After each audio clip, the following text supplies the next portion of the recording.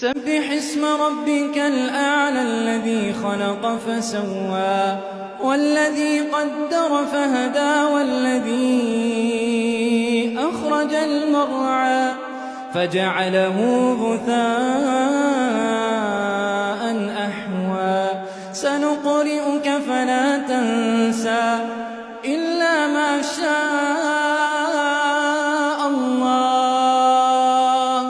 إنه يعلم الجهر وما يخفى ونيسرك لليسرى فذكر إن نفعت الذكرى سيذكر من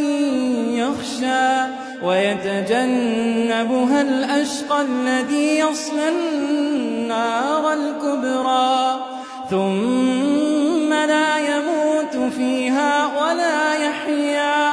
قد أفلح من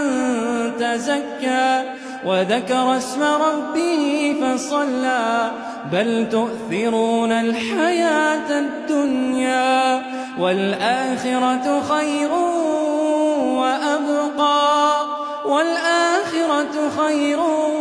وأبقى إن هذا لفي الصحف الأولى صحف إبراهيم وموسى.